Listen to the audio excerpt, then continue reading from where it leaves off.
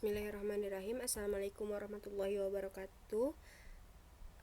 Perkenalkan, nama saya Rahmawati Zahra dengan NIM 2061817 dari Fakultas Tarbiyah dan Keguruan jurusan Tadris Fisika. Baiklah, di sini saya akan mempresentasikan hasil dari makalah saya pada mata kuliah Fisika Lingkungan.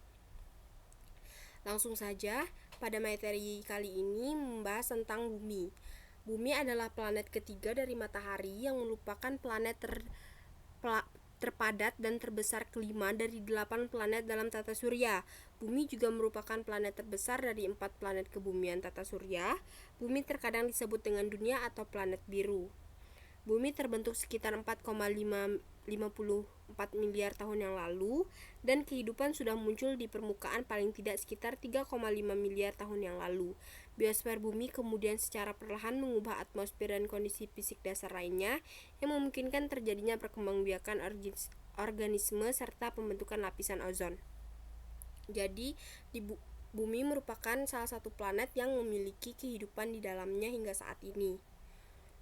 Oke, selanjutnya yaitu struktur lapisan bumi. Ada 4 struktur lapisan bumi, yaitu inti bumi, selimut, kerak bumi, dan lapisan air. Inti bumi terdiri dari 2 bagian, yaitu inti luar dan inti dalam. Inti luar itu diperkirakan tebalnya 2160 km, sedangkan yang inti dalam sekitar 1320 km. Inti bumi menyebabkan adanya sifat kemagnetan dari bumi. Bumi merupakan magnet raksasa dengan kutub utara magnet terletak di bagian utara bumi dan kutub selatan magnet terletak di bagian utara bumi. Meskipun ternyata tidak tepat pada kutub bumi menyimpang 17 dilihat dari pusat bumi. Arah kemagnetan bumi merupakan salah satu misteri alam semesta sampai saat ini yang belum terungkap. Yang kedua yaitu selimut atau mantel. Sesuai dengan namanya, lapisan ini bersifat melindungi bagian dalam bumi. Ada 3 bagian dari selimut, yaitu litosfer, astenosfer, dan mesosfer. Litosfer artinya batuan, litos itu batuan, dan sphaira itu bulatan. Lapisan ini terdiri 2 lapisan, yaitu lapisan silikum dan aluminium.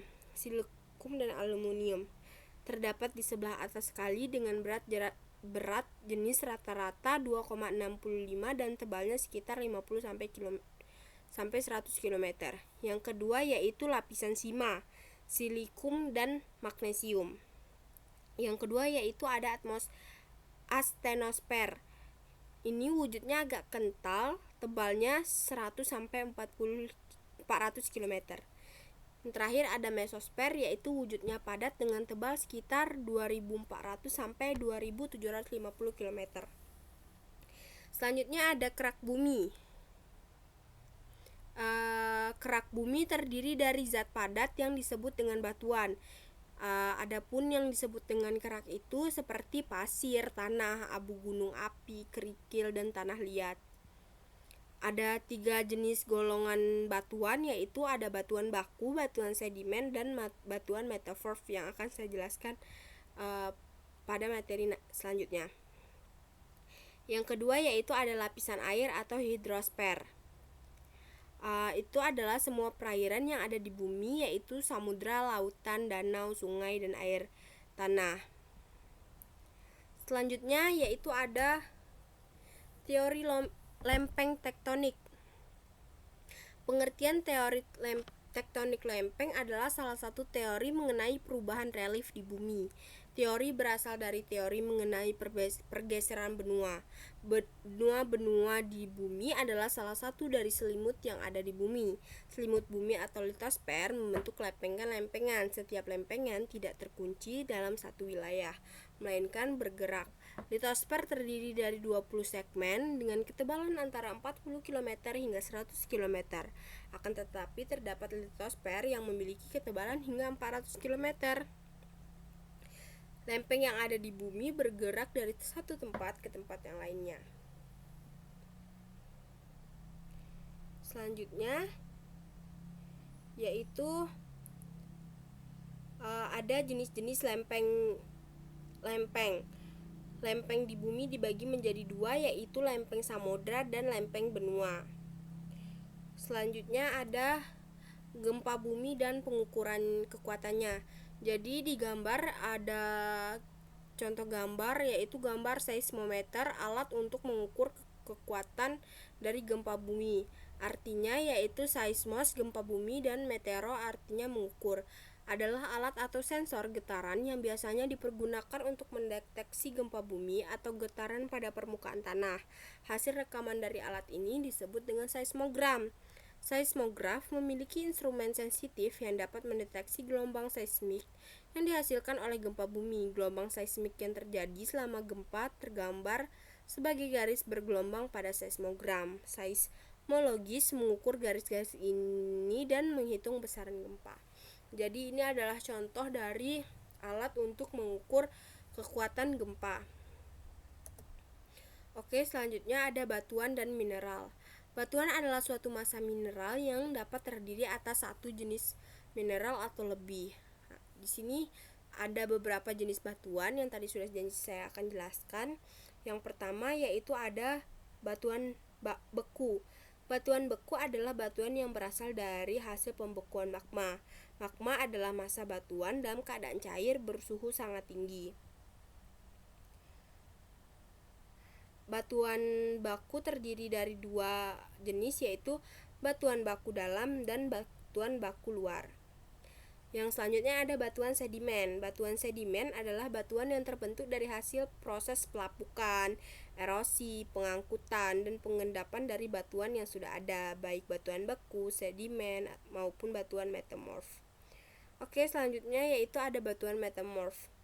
Batuan metamorf adalah jenis batuan yang merupakan hasil ubahan dari batuan yang sudah ada karena pengaruh suhu dan tekanan yang sangat tinggi dalam waktu yang cukup lama.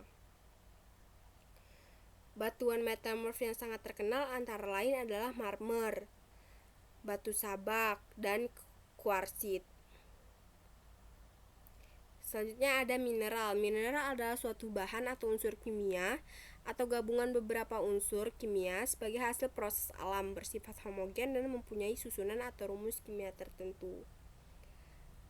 Mineral pembentuk batuan dikelompokkan menjadi mineral utama, mineral tambahan, dan mineral penyerta. Yang selanjutnya ada hazard dan mitigasi gempa. Mitigasi bencana adalah serangkaian upaya untuk mengurangi resiko bencana, baik melalui pembangunan fisik maupun penyadaran dan peningkatan kemampuan menghadapi ancaman bencana. Sedangkan bahaya atau hazard adalah suatu kejadian yang mempunyai potensi untuk menyebabkan terjadinya kecelakaan, cedera, hilangnya nyawa, atau kehilangan harta benda. Bahaya ini bisa menimbulkan bencana maupun tidak. Jadi antara hazard dan mitigasi gempa ini adalah suatu hal yang saling berhubungan. Mitigasi itu adalah cara kita atau upaya kita untuk mengurangi resiko bencana, sedangkan hazard itu adalah suatu kejadian yang akan menyebabkan atau potensi untuk menyebabkan terjadinya kecelakaan. Oke, selanjutnya ada kegiatan yang dapat kita lakukan untuk mengurangi bencana. Yang pertama yaitu relokasi penduduk dari daerah rawan bencana. Yang kedua, pelatihan kesiapsiagaan bencana bagi penduduk di sebuah desa. Jadi mengikuti pelatihan-pelatihan apa yang harus dihadapi saat ada bencana. Yang ketiga yaitu pengkondisian rumah atau sarana umum yang tanggap bencana. Jadi membuat rumah itu apabila kita sedang di lingkungan yang kita tahu bahwa sering terjadi bencana, itu harus memiliki rumah yang tanggap bencana, maksudnya kuat akan jika terjadi sesuatu. Selanjutnya yaitu bangunan relatif lebih kuat jika dilanda gempa. Itu yang sudah saya jelaskan yang ketiga tadi. Baiklah, sekian materi dari saya. Apabila ada kesalahan saya mohon maaf, dan kekurangan saya juga mohon maaf. Saya akhiri, wabillahi taufiq wal hidayah. Wassalamualaikum warahmatullahi wabarakatuh.